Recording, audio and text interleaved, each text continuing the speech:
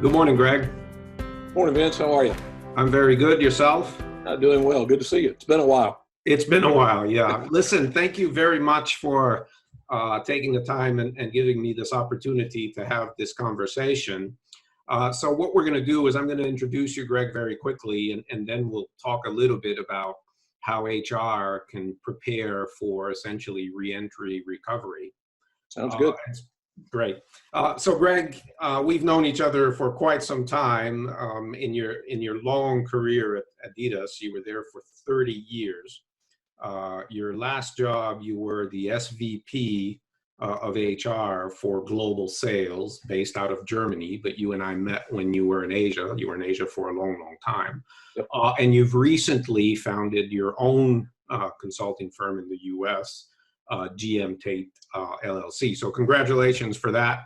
Thank you again for giving me the time. It's great to have somebody with your history and your experience to talk to.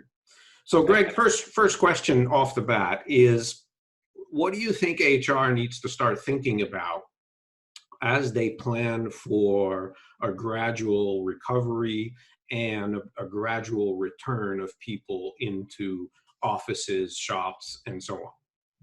I think one of the things that everybody has to think about, not just HR, but everybody, this is unlike anything we've ever seen in our lifetime before, and hopefully we never see it again.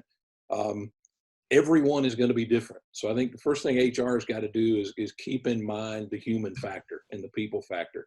Even HR professionals, we've had our own issues and concerns about what's going on with ourselves and our families. So we can't just look at that as individuals coming back in. We have to realize the communicableness of this disease.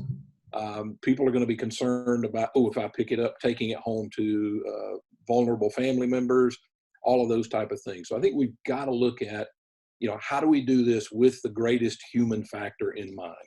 Okay. So what would be some of the key things that, HR have to really think about in terms of reorganizing the office or whatever it is? Yeah, I think, we have to realize social distancing is still going to be a part of this as you come back in. So the open office concepts that we've gone to in many businesses through the last years are probably not going to be so inviting right now. Right.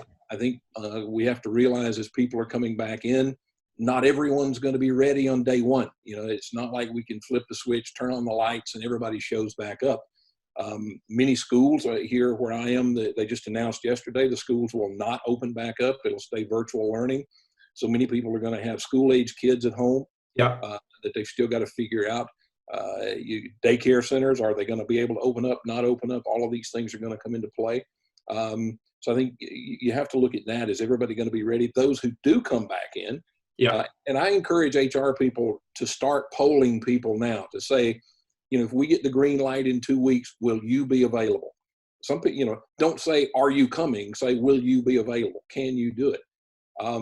But I think the sanitation, the cleanliness is going to be ramped up tremendously.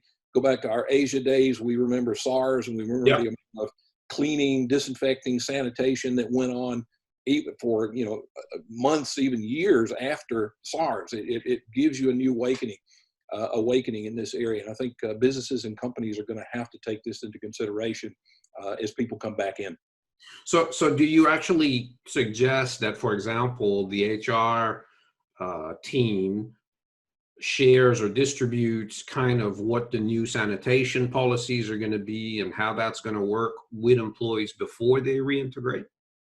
I would recommend it. I think, we've already seen several places where, particularly here in the U.S., where we've had companies have suits filed against them because people are saying, "Oh, you didn't keep it clean. You didn't, you didn't provide me what I needed. You had me working next elbow to elbow." All of these type of things. So I think HR, along with the leadership of the company, needs to map out what this is going to look like. What's been happening while business has been down? What's happening before you come back in, and what's going to happen after you come back in? And I think the main thing is that we just have to respect that there's going to be differences of people. Everybody says, let's get back to normal. We don't know what normal is going to be. Normal is going to be different than it was before. So probably one of the most overused phrases has been the new normal. Well, we've been in a new normal for the past month or so while we've been in lockdown. Yeah. There's going to be another new normal as people start to come back. So I go back to something you talked about years and years and years ago when you talk about change management and the 5 steps. But, the major one is communicate, communicate, communicate. And when you think you've communicated too much, communicate some more. Be open, be transparent, let people know, expect questions. If you don't know the answer, say, I don't know, but go try to find the answer. Somebody said, we're making this up as we go along. And that's kind of the case. This is unprecedented. Yeah. So I say be as open to people as you possibly can. So in terms of, in that optic, of an eventual return of employees to the workplace, how does HR balance between advising leadership and working with leadership in the organization, and at the same time, the advocacy role with employees? How can they support both? What would you recommend there?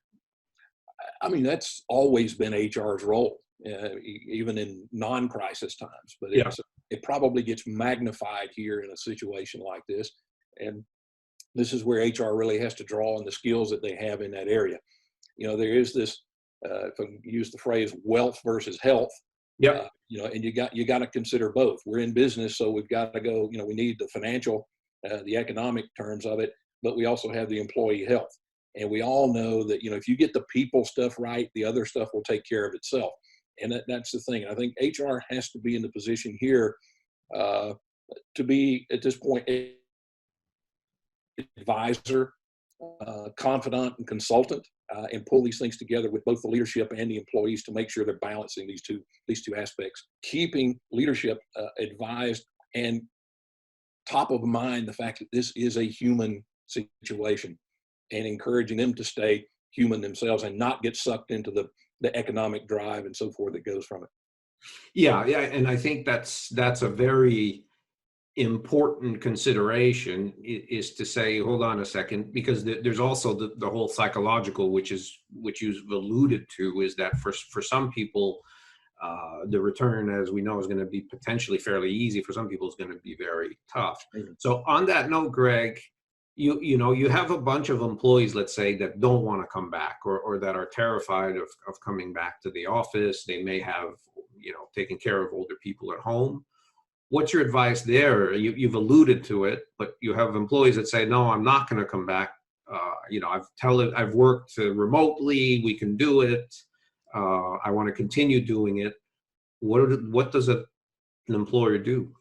Yeah, I think for now, at least for the foreseeable future, reasonable time, I think you have to respect that. Excuse me.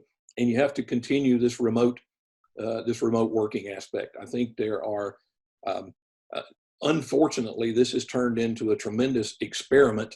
Right. In remote working. A lot of companies have kind of been saying, I don't know whether my people could do that or not. Now, you were forced to see.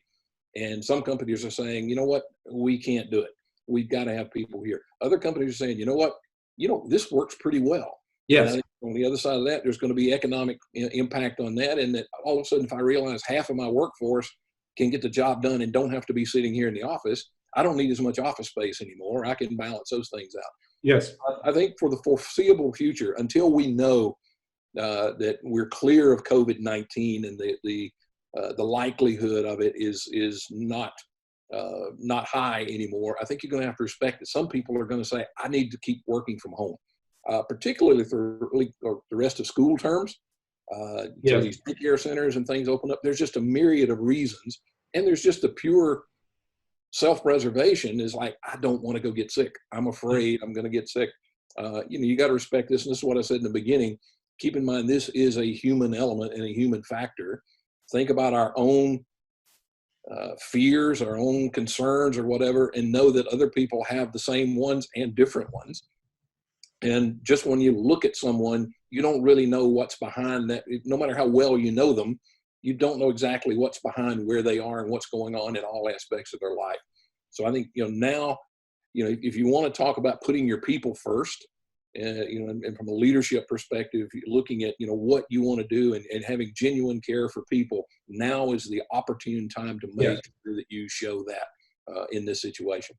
Yeah, and you know, there's an interesting link also to your customer and your consumer, because they see what you do too. So you gain consumer loyalty, customer loyalty, if there's a feeling that you've approached the situation well. So that's a very important point.